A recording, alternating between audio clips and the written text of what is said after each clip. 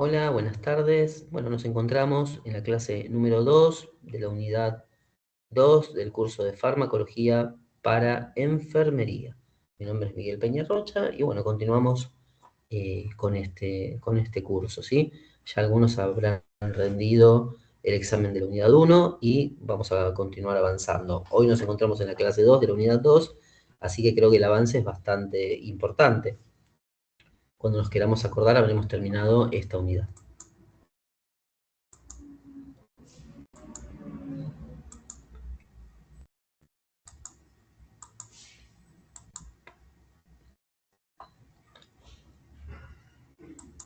Bueno, fármacos para la ansiedad y el insomnio. Hoy, bueno, si bien hay mucho de lo previo, vamos a dedicarnos más a lo que es la farmacología, ¿no? Pero bueno, manejo farmacológico de la ansiedad y los trastornos del sueño. eh, es un tema interesante, importante también. Se ve mucho en los hospitales, en las clínicas, mucho también de medicación que la gente toma en sus domicilios, ¿sí? Porque bueno, la ansiedad sabemos que está en auge, sabemos que hay mucha ansiedad. Esta ansiedad también produce muchas situaciones donde la gente por varios días no pueden dormir, no pueden descansar adecuadamente, por lo tanto no pueden rendir tampoco en sus trabajos y en su vida laboral y en su vida personal sobre todo. Bien, clases de trastorno de ansiedad. Tenemos ansiedad situacional, que es la ansiedad que experimenta un individuo cuando se enfrenta a un entorno estresante. El trastorno de ansiedad generalizada es una ansiedad excesiva y difícil de controlar que dura al menos 6 meses. Trastorno de pánico se caracteriza por una intensa y súbita sensación de aprehensión, temor, terror o fatalidad inminente. Bueno, clases de trastornos de ansiedad, trastorno obsesivo compulsivo, TOC, ¿no? Justamente, si mal no recuerdo, hay una película interesante para ver que se llama así, ¿no? Implica pensamientos extraños y recurrentes o Sí, está en comportamientos. Netflix. Ah, mire, qué bueno. Sí, sí, es una película, la recomiendo, la vi, muy interesante. Bien. Eh, Interfiere en las actividades de la vida diaria. Algunos ejemplos, ¿no? Pueden ser miedo a la exposición a los microbios o los microorganismos, o el lavado de manos reiterado. Ahí yo tendría, de joven, tendría un toque con el tema del lavado de manos antes de ser enfermero ni siquiera. Causas principales de ansiedad pueden ser fobias, estrés postraumático, ansiedad generalizada, trastorno obsesivo compulsivo y pánico. Bien, pasamos un poquito. Bueno, algún acontecimiento estresante, ¿no? Que produce ansiedad de corta duración. Puede haber cambios en la forma de pensar. Se busca eliminar la causa. Si se elimina la causa, se produce un comportamiento normal. Si de la ansiedad de corta duración continúan los sentimientos de temor, ahí se produce un estado mental inestable, ¿sí? Aumento de la actividad, falta de sueño, ¿sí? O sea, no descansa adecuadamente las personas. Se puede llegar a administrar medicación en ese caso y empezaría un comportamiento normal, ¿sí? Pero con medicación de por medio. Si después del aumento de la actividad, falta de sueño, aún con medicación y todo, sigue un comportamiento inusual, se modifica la medicación, se agrega medicación nueva, se cambia y ahí puede pasar un comportamiento normal. Si de ese comportamiento inusual puede continuar con ansiedad, síntomas relacionados durante un tiempo prolongado. Y bueno, ahí continuaría con el tratamiento medicamentoso. Insomnio es un trastorno, bueno, que se caracteriza por la falta de conciliar el sueño o permanecer dormido. Y ahí también entraría otra vez la farmacoterapia. Bueno, insomnio, información farmacológica. Un tercio de la población mundial tiene problemas para dormir durante parte del año. El insomnio es más frecuente en mujeres que en hombres. Solo el 70% de los individuos con insomnio notifican este problema profesional sanitario. Insomnio asociado a resistencia a la insulina. La falta de sueño crónico puede aumentar la probabilidad del individuo de desarrollar diabetes mellitus de tipo 2 o no insulino dependiente. La falta de sueño crónica puede motivar una reducción de la sensibilidad del organismo a la insulina. Esto tiene que ver con una cuestión hormonal también, ¿no?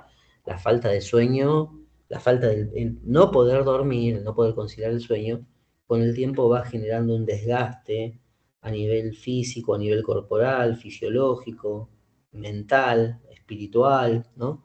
Y eso va generando fallas a nivel los mecanismos fisiológicos, ¿no? Produciendo alteración a nivel hormonal, a nivel glándulas, endocrinas, perdón, ¿sí? Y bueno, esa falla va a hacer repercusiones en órganos internos, por eso puede aparecer problemas a nivel insulina. Bueno, somníferos, considera las alternativas. Los somníferos pueden generar dependencia y empeorar el insomnio a largo plazo. Prueba otras soluciones primero. Esto un poco técnicas de relajación, que desde la enfermería trabajamos con técnicas de relajación, no es todo medicación, ¿no? Respiración profunda, algunos ejercicios antes de dormir, hábitos sanos como yo en un tiempo decía, bueno, 2 horas antes de dormir, si yo sé que mi horario de dormir son las 10 de la noche, a partir de las 8 de la noche dejo de utilizar las pantallas, incluida el celular, incluida la computadora, incluida la televisión. Un poco las fases del sueño, bueno, esto lo vamos a pasar. Fármacos que actúan sobre el sistema nervioso central son sustancias que producen un importante efecto en el cerebro y la médula espinal. Los depresores del sistema nervioso son fármacos que reducen la actividad neuronal del cerebro. Los pacientes que manifiestan ansiedad o trastornos del sueño se benefician de 4 clases generales de medicamentos. Y acá tenemos los distintos medicamentos. Bien, para los trastornos de ansiedad, ¿no? Son antidepresivos, benzodiazepinas, barbitúricos y depresores del sistema nervioso central, no barbitúricos y no benzodiazepínicos.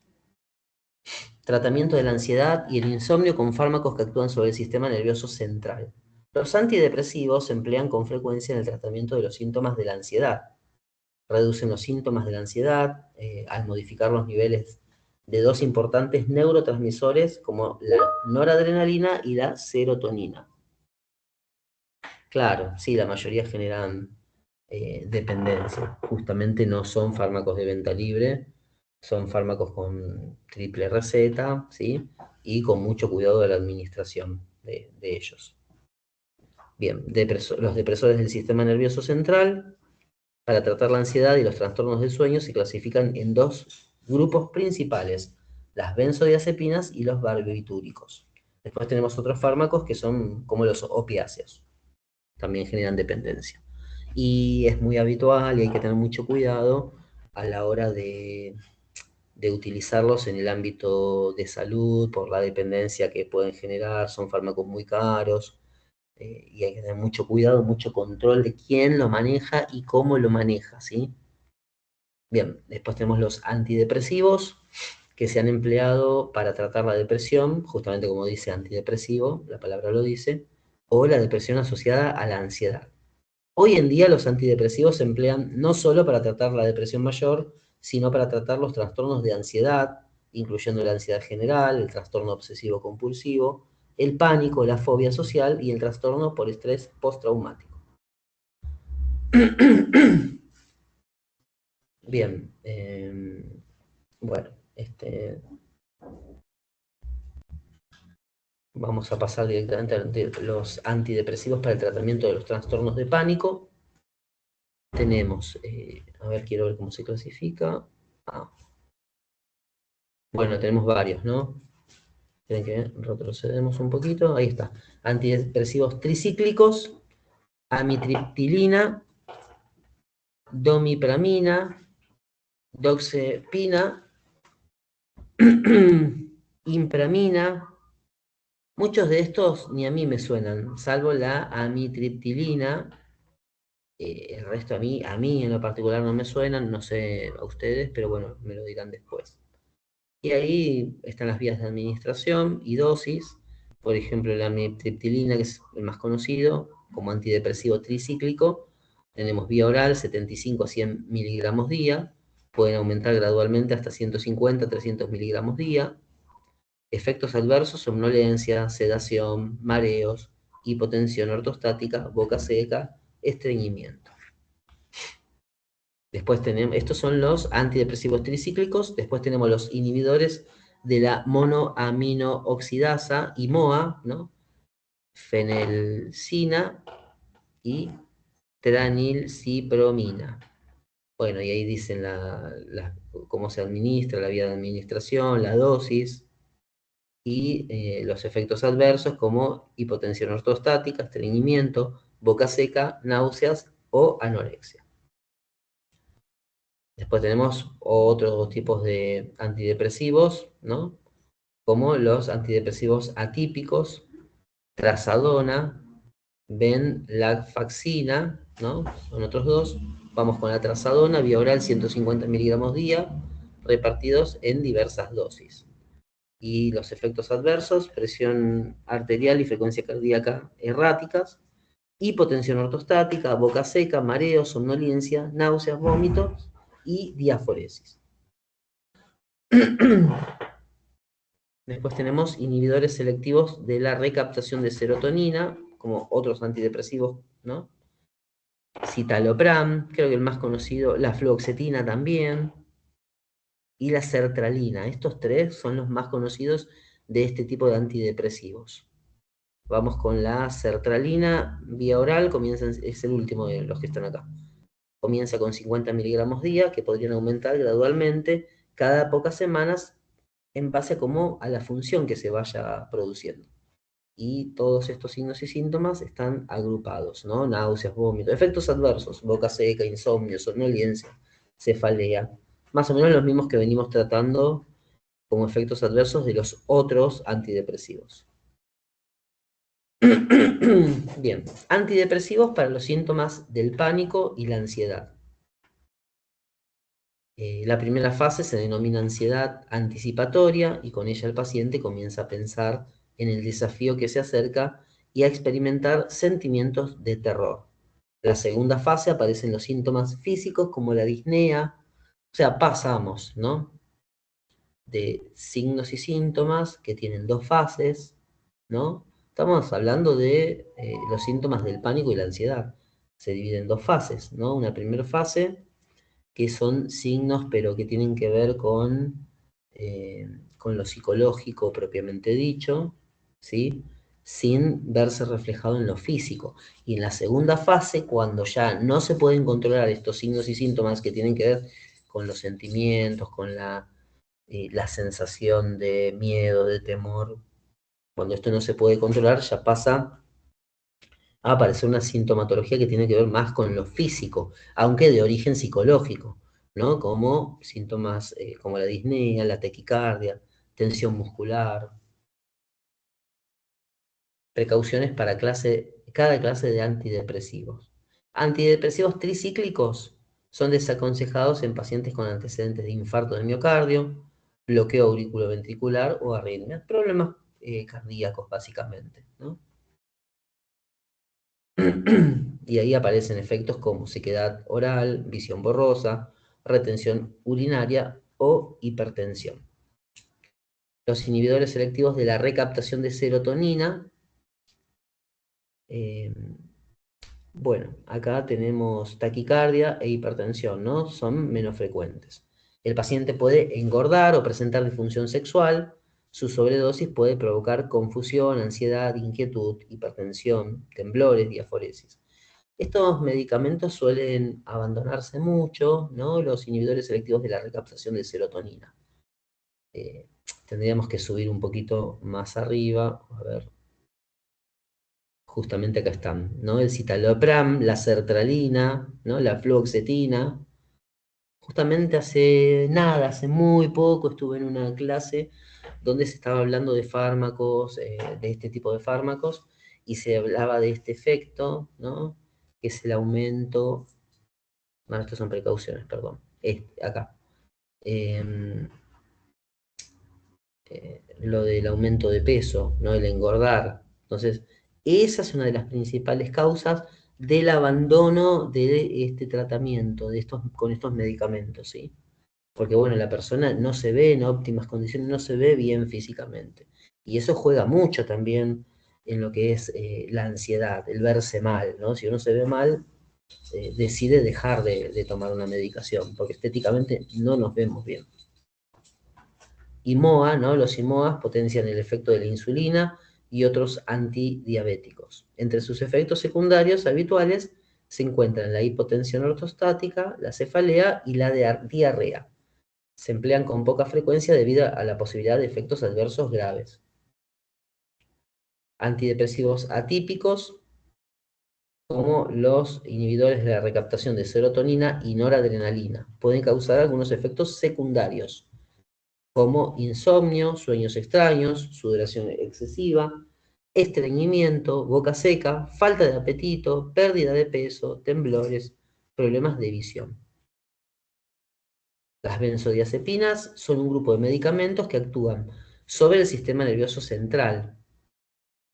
Se utilizan para tratar la ansiedad, el insomnio, las convulsiones y el síndrome de abstinencia al alcohol. Bueno, son fármacos de elección en el tratamiento de diversos trastornos de ansiedad y del insomnio.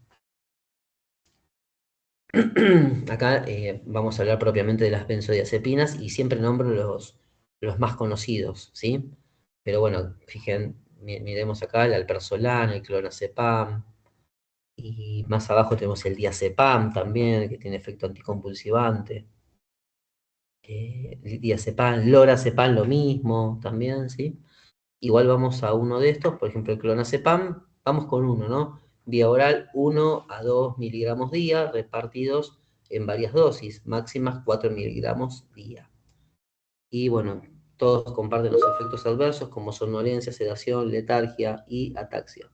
Sí, son los más conocidos, justamente son los que nombro porque son los más conocidos. El otro creo que tampoco los tengo ni yo de nombre. No me dedico tanto a estos fármacos, pero bueno, son como los de uso más habitual. Bien, para tratamiento del insomnio, ¿no? Tenemos flurazepam, temazepam, triazolam. Sí, son tratamiento de la ansiedad, los que acabamos de nombrar, y tratamiento del insomnio, estos medicamentos. Algunas consideraciones de enfermería, hay que tener básicamente consideraciones por la edad y educación del paciente. Consideraciones por las edades. Dado que las benzodiazepinas atraviesan la barrera placentaria y se excretan por la leche materna, se desaconseja su uso durante el embarazo y la lactancia. Deben usarse con precaución en pacientes ancianos o de administrarse en mujeres que estén lactando, no deberían suspender la lactancia directamente. Por eso se desaconseja principalmente, pero bueno, es costo-beneficio, no debiera administrarse a una mujer que está amamantando. También en pacientes ancianos tiene que ser con precaución la administración, ya que el metabolismo y la eliminación son más lentos y por eso hay posibilidades de sobredosis, porque se retiene el medicamento, no se excreta, se va juntando dentro del cuerpo y eso produce sobredosis. Bien, la educación del paciente sobre las benzodiazepinas debe incluir los objetivos del tratamiento, las razones para obtener los datos de referencia como las constantes vitales, la existencia de trastornos renales o hepáticos previos, así como los posibles efectos secundarios. Fármaco prototípico, lorazepam, acciones y usos. Cuando hablamos del fármaco prototípico es uno que agrupa los efectos, funciones, acciones, indicaciones, vías de administración de la general, por regla general de todos los otros fármacos comprendidos dentro de este grupo. El fármaco elegido es el lorazepam. Es una benzodiazepina de acción prolongada con una vida media de eliminación de 10 a 20 horas. Su mecanismo de acción se basa en la potenciación de los efectos del ácido gamma-aminobutírico, GABA, ¿no? neurotransmisor inhibitorio a nivel del sistema límbico, tálamo e hipotálamo. Esta potencialización del GABA produce efectos sedantes, ansiolíticos y anticonvulsivos. Algunas precauciones que hay que tener en cuenta. Debe valorarse la respiración cada 5 a 15 minutos. Debe mantenerse cerca el equipo de respiración y reanimación. Es un fármaco de categoría D para el embarazo. Es decir, teratogénico, ¿no? Por ejemplo. Puede producir efectos a nivel embrionario. Farmacocinética del lorazepam, inicio de acción 1 a 5 minutos intravenoso, 15 a 30 minutos cuando se administra intramuscular. El pico de acción es a las 2 horas, vía oral a los 90 minutos intramuscular. Vida media 10 a 20 horas y duración del efecto, bueno, va a depender de varias variables. Algunos efectos adversos, ¿no? Debilidad, amnesia, debilidad muscular, desorientación, ataxia, ¿no? Que es la falta de de coordinación, trastorno del sueño, cambios en la presión arterial, puede ser hipertensión o hipotensión, visión borrosa, disminución de la agudeza visual, diplopía, que es la visión doble, náuseas y vómitos. Contraindicaciones: glaucoma agudo del ángulo estrecho, trastornos depresivos primarios o psicosis, dolor intenso que no puede controlarse. Bien, glaucoma agudo de ángulo estrecho. El lorazepam puede aumentar la presión intraocular, lo que empeora el glaucoma de ángulo estrecho. Básicamente, como quien dice para los amigos, el glaucoma, ¿sí? Esta condición se caracteriza por un aumento de la presión dentro del ojo que puede dañar el nervio óptico y provocar pérdida de la visión. Entonces, el lorazepam puede aumentar esta presión con mayor riesgo de que se produzca pérdida de la visión por administración del lorazepam. No, no, no es cáncer de ojo. Es como, tiene que ver con la presión. El ojo tiene una presión normal, habitual. Eh, ¿Qué pasa? Cuando hay glaucoma, esta presión aumenta. Por eso muchas veces cuando hacemos un control... listo, lo logró entender. Entonces, esta medicación, el lorazepam, aumenta esa presión y es lo que puede producir daño a nivel nervio óptico. Trastornos depresivos primarios o psicosis, el lorazepam puede exacerbar, es decir, aumentar los síntomas de depresión o psicosis. Por eso estaba contraindicado en casos de psicosis. Bueno, aumento de ideas suicidas, agitación o delirios. El lorazepam no está indicado para tratar la depresión o la psicosis, y en estos casos se debe utilizar otro tratamiento específico para la psicosis. Dolor intenso que no puede controlarse. El lorazepam no es un analgésico, por lo que no debe utilizarse para tratar el dolor. Va a enmascarar el síntoma, porque en realidad la duerme la persona. Le da somnolencia, no deja de tener dolor, sigue teniendo dolor, pero al estar dormido, al estar relajado, no lo va a expresar. Por eso es que no es un analgésico. Algunas interacciones medicamentosas, depresores del sistema nervioso central y alcohol, digoxina, levodopa, fenitoína. Por ejemplo, ¿no? Los depresores del sistema nervioso central y el alcohol. El uso combinado de lorazepam con otros depresores del sistema nervioso central, como sedantes, tranquilizantes, antidepresivos, analgésicos opioides y alcohol, aumentan el riesgo de somnolencia, sedación profunda y depresión respiratoria. O sea, producen depresión respiratoria, lo que va a llevar a la muerte. Digoxina. El lorazepam puede aumentar los niveles sanguíneos de digoxina, que es básicamente la digoxina es un tratamiento, un medicamento que se utiliza para el tratamiento cardíaco. Puede provocar toxicidad por digoxina con síntomas como cambios en la visión, náuseas, vómitos, mareos y confusión. No voy a hablar de la digoxina porque eso después lo vamos a ver cuando veamos fármacos específicos de cardiología, ¿sí?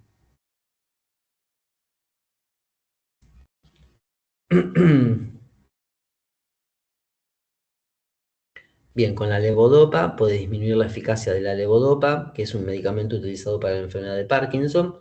Si se utiliza lorazepam, en pacientes que toman levodopa es importante estar atentos a una posible disminución en la respuesta al tratamiento antiparkinsoniano. La fenitoína es un anticonvulsivante, ¿no? Pero bueno, puede aumentar los niveles sanguíneos de fenitoína, que es un medicamento anticonvulsivo.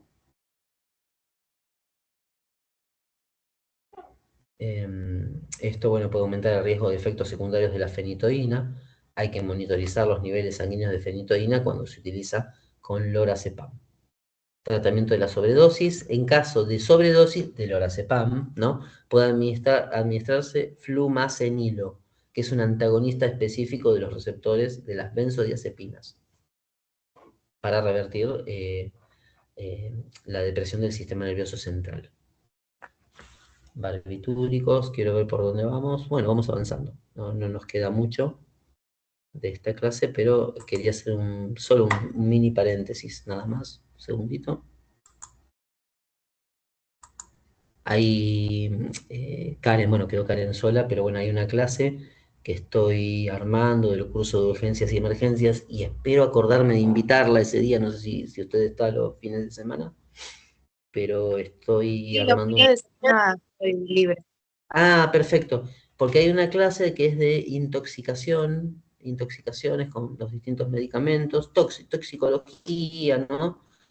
Pero lo voy a dar desde urgencia y emergencia, no desde el curso de fármaco. Esa clase la voy a invitar específicamente porque tiene que ver con farmacología. Lo que pasa es que la mirada va a ser desde urgencia y emergencia. Cuando llegue a esa clase, yo la voy a invitar. Ese mismo día, quizás en la misma clase, le diga, mire que hoy a las 7 de la Bueno, tarde está la clase de... Pero bueno, esto es como bueno, un paréntesis. Porque justo estoy preparando esa clase y tiene que ver con farmacología. Y yo no sé, creo que cuando yo fui su profesor en su momento, creo que no teníamos taller de fármaco, pero bueno, después voy a hacer como una clase dentro de este curso para hacer cálculos de dosis de algunos fármacos específicos, ¿sí? Cómo se administrarían. Más que nada porque veo que muchas veces sabemos de un fármaco, pero a veces no sabemos cómo administrarlo. Entonces voy a armar alguna clase específica con algunos fármacos especiales. bueno, profe, bueno, muchas gracias. No, por favor. Ahí seguimos con el resto de la clase.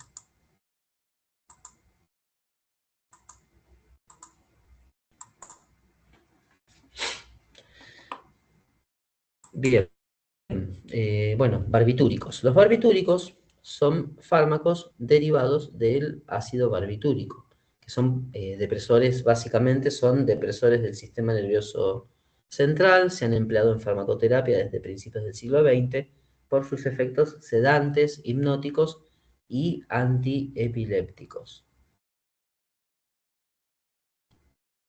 Empleo de barbitúricos y sedantes. Los barbitúricos tienen la capacidad de deprimir la función del sistema nervioso central en todo nivel.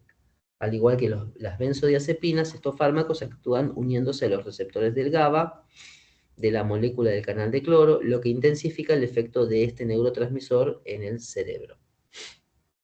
Básicamente quedémonos con esto, ¿no? Son son depresores del sistema nervioso central. Empleos de barbitúricos y sedantes. En dosis bajas reducen la ansiedad y provocan somnolencia. En dosis moderadas inhiben la actividad epiléptica. Es decir, barbitúricos también son antiepilépticos. Dependiendo de la dosis, va a producir un efecto como somnolencia, reducir la ansiedad, ¿no? Ansiolíticos, podríamos decir. Y bueno, en dosis moderadas inhiben la actividad antiepiléptica y favorecen el sueño. Bien, y en dosis elevadas, algunos barbitúricos pueden inducir la anestesia.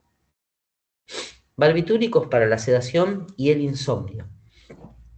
Tenemos de acción corta, de acción intermedia y de acción larga. A ver, básicamente el fenobarbital es de acción larga y es uno de los más utilizados, ¿sí? Es sedante, que puede ser vía oral 32 a 100 miligramos 3 o 4 veces al día. Puede también ser, sobre todo, intravenoso, 100 a 200 miligramos día. Como efectos adversos, somnolencia, depresión respiratoria, síndrome de Stevens-Johnson, dermatitis exfoliativa, depresión del sistema nervioso central, coma y muerte. Fármaco prototípico, Zolpidem, que es un depresor del sistema nervioso central, no barbitúrico, no benzodiazepínico. Y bueno, vamos a hablar de todos estos puntos, acciones y usos, precauciones de administración, farmacocinética, efectos adversos, interacciones, tratamiento de la sobredosis. Acciones y usos del Zolpidem. La única indicación del Zolpidem es el insomnio de corta duración, de 7 a 10 días. Precauciones en la administración. Empieza a actuar de manera rápida, entre 7 y 27 minutos, y debe administrarse antes de acostarse. Imaginemos que ante la necesidad de manejar un vehículo o utilizar máquinas agrarias o peligrosas, no se podría usar. ¿Por qué? Porque produce sueño de manera inmediata. Es un fármaco de categoría B para el embarazo. Farmacocinética, inicio de acción 7 a 27 minutos, es decir, de acción rápida. Pico de acción entre media hora y 2 a 3, 2 horas, 2 o 3 horas. Una vida media de 1,7 a 2,5 horas. Y duración del efecto de 6 a 8 horas. Efectos adversos, sedación diurna, confusión, amnesia, mareos, depresión, náuseas y vómitos.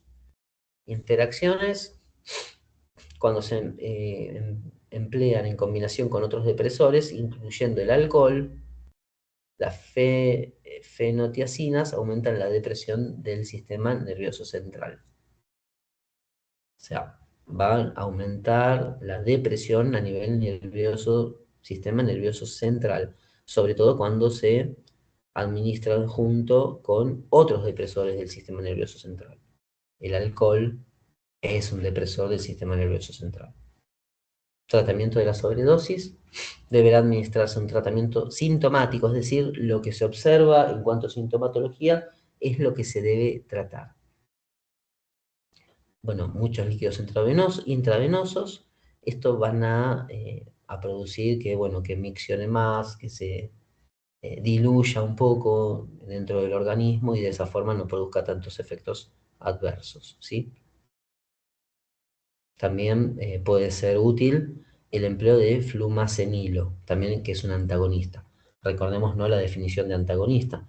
Es básicamente un fármaco que va a producir una inhibición en el efecto de otro fármaco. Inhibición o anulación total en el efecto de otro fármaco. En este caso, el flumacenilo. Otros fármacos para la ansiedad y el insomnio. Bueno, buspirona, dexmedetomidina, exopiclona, edclovirnol. Bueno, acá un poco son depresores del sistema nervioso central, no barbitúricos, no benzodiazepínicos. Yo en mi experiencia no los administré nunca estos fármacos. Pero bueno, efectos adversos, mareos, náuseas, vómitos, somnolencia. Básicamente es como que comparten los mismos efectos adversos con otros fármacos depresores del sistema nervioso central. Otros fármacos para la ansiedad y el insomnio, tenemos el ácido valproico, que es un antiepiléptico. También efectos adversos, sedación, somnolencia, náuseas, vómitos. Después tenemos los beta bloqueantes, que también son antihipertensivos, ¿no? Atenolol, propanolol, vías de administración, ¿no? Bueno, vía oral 25 a 100 miligramos día, el atenolol, pueden servir para síntomas de ansiedad, bradicardia, hipotensión, efectos adversos, confusión, fatiga, somnolencia. Recordemos que también son antihipertensivos, ¿sí? Propanolol, ¿no?